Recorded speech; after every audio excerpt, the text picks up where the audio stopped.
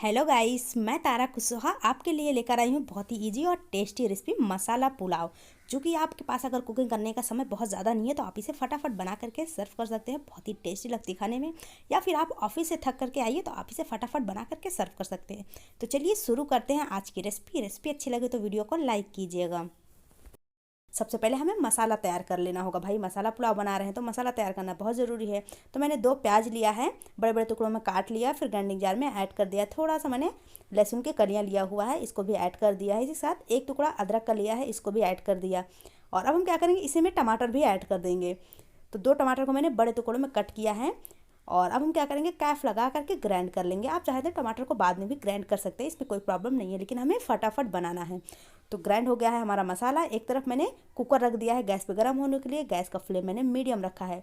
लगभग 1 बड़ा चम्मच मैंने ऑयल डाल दिया है। ऑयल के गर्म होते ही 2 तेज पत्ता डाल देंगे। इसी के साथ इसमें ऐड कर देंगे 1 टुकड़ा दालचीनी का। और उसके बाद इसमें ऐड कर देंगे काली मिर्च के दाने। तो 5-6 मैंने काली मिर्च के दाने लिया है। 2 मैंने लौंग के दाने ले लिया है और 1 छोटी इलायची ले लिया है, ऐड कर देंगे। और फिर उसके बाद आधा चम्मच जीरा ऐड कर देंगे। जीरा जैसे ही क्रैश होता है उसके बाद इसमें हम ऐड कर देंगे पेस्ट जो हमने ग्राइंड करके रेडी किया हुआ था। गैस का फ्लेम यहाँ पे मीडियम रखेंगे। हल्का सा पहले हम मिक्स कर देंगे मसालों को। उसके बाद थोड़ा सा इसमें हम पानी डालेंगे। तो जो ग्राइंडिंग जार में जो है ना मसाले लगे हुए हैं उसी में हम थोड़ा सा पानी डाल करके और साफ़ करेंगे। और उसके बाद फिर ना उसी पानी को हम ऐड कर देंगे। इससे क्या होगा ना कि हमारे मसाले जलेंगे नहीं, क्योंकि हम इसे मीडियम फ्लेम पे पका रहे हैं। तो अच्छे से मिक्स करते हुए लगभग 4 से 5 मिनट तक मीडियम फ्लेम पे पका लेंगे। जैसे ही ना जो हमने पानी डाला है ये हल्का सा कम हो जाएगा और फिर जो हमारे मसाले हैं उसकी क्वांटिटी कम हो जाएगी। कलर हल्का सा चेंज हो जाता है और ऑयल जो है ना मसाले से छोड़ करके बाहर आना शुरू हो जाता है। उसके बाद जो है ना हम समझ जाते हैं कि हाँ हमारा मसाला तैयार हो चुका। तो जैसा कि आप देख पा रहे होंगे कलर चेंज हो गया है। आधा चम्मच लाल मिर्च पाउडर डाल देंगे। इसके साथ इसमें आधा चम्मच हल्दी पाउडर डाल देंगे। आप हल्दी पाउडर थोड़ा कम ज़्यादा कर सकते हैं। इसके साथ इसमें आधा चम्मच गरम मसाला डाल देंगे। आप चाहो तो यहाँ पे बिरयानी मसाले का भी इस्तेमाल कर सकते हो, इससे आपको थोड़ा सा बिरयानी वाला फ्लेवर आ जाएगा। लेकिन मैंने सिर्फ यहाँ पे गरम मसाले का इस्तेमाल किया है। सभी चीज़ों को मैंने मिक्स कर दिया है। बहुत ज़्यादा अब हम इसे पकाएंगे नहीं, अच्छे से सिर्फ मिक्स कर देंगे। तो यहाँ पे देखिए मैंने काफ़ी अच्छे से इसको मिक्स किया है। लगभग मुझे मिक्स करने में 1 से 1.5 मिनट का समय लग गया है।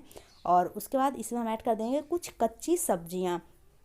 तो यहाँ पे मैंने लिया हुआ है आलू, फूल गोभी, शिमला मिर्च और लाल वाली शिमला मिर्च ले लिया और थोड़ी सी गाजर भी ले लिया है। सभी चीज़ों को मैंने लंबे लंबे टुकड़ों में कट किया है और अच्छे से वॉश कर लिया है।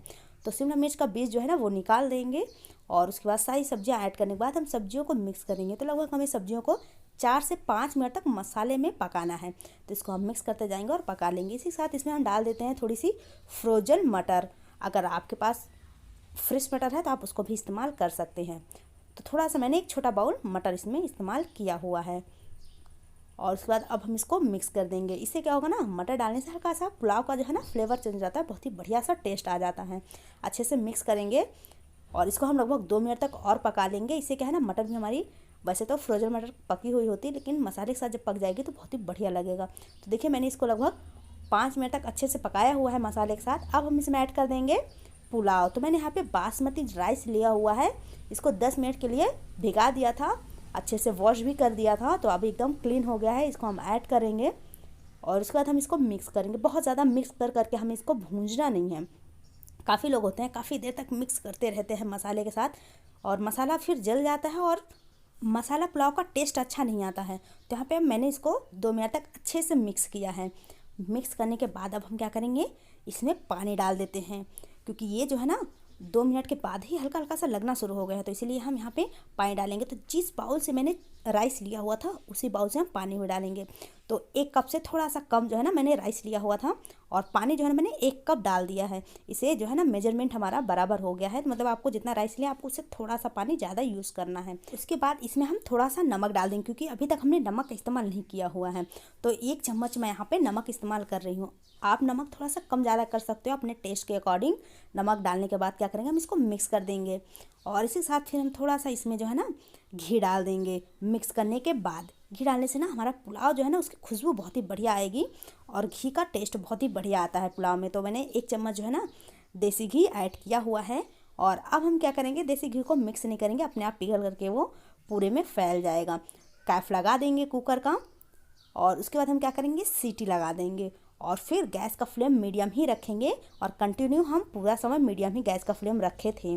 तो उसके बाद जो है ना जैसे एक सीटी बजती है फिर हम गैस का फ्लेम ऑफ कर देंगे और उसके बाद थोड़ी देर ठंडा होने के लिए रख देंगे। जैसे ही कुकर का जो है ना गैस निकल जाएगी, कुकर हमारा ठंडा हो जाएगा, फिर हम क्या करेंगे कैफ जो है ना निकाल लेंगे। तो यहाँ पे देखिए लगभग 10 मिनट के बाद कुकर जो है ना ठंडा हो चुका है। तो मैं इसका जो है ना कैफ निकाल रही हूँ। तो थोड़ा सा सावधानी से निकालिए क्योंकि गर्म रहता है। तो यहाँ पे देखिए मैंने निकाल लिया है। अब आप देख पा रहे होंगे कि कितना खिला खिला सा जो है ना हमारा पुलाव जो है दिख रहा है, बहुत ही बढ़िया जो है एकदम पक के रेडी हो चुका है। खिला खिला पुलाव हमारा एकदम से बना हुआ है कुकर में। तो यहाँ पे देखिए फटाफट बन करके रेडी हुआ है ना। लगभग मुझे 15 से 20 मिनट जो है इसको मतलब टोटल टाइम लगा हुआ है क्योंकि हमने 10 मिनट इसे ठंडा होने के लिए भी तो रख दिया था। तो यहाँ पे देखिए मैंने इसके प्लेट में निकाल लिया। बहुत ही टेस्टी दिख रही ना गाइस। आज की रेसिपी आपको कैसी लगी मुझे कमेंट करके कमेंट बॉक्स में बताइएगा। अगर वीडियो अच्छा लगा हो तो वीडियो को लाइक कीजिएगा, दोस्तों के साथ शेयर कीजिएगा। इस वीडियो को यूट्यूब पे देख रहे हैं तो चैनल सब्सक्राइब कर लीजिएगा ताकि जब भी मैं नया वीडियो अपलोड करूँ तो नोटिफिकेशन मिले और आप मेरा वीडियो सबसे पहले देख पाए। मिलते हैं नेक्स्ट वीडियो में। Bye guys.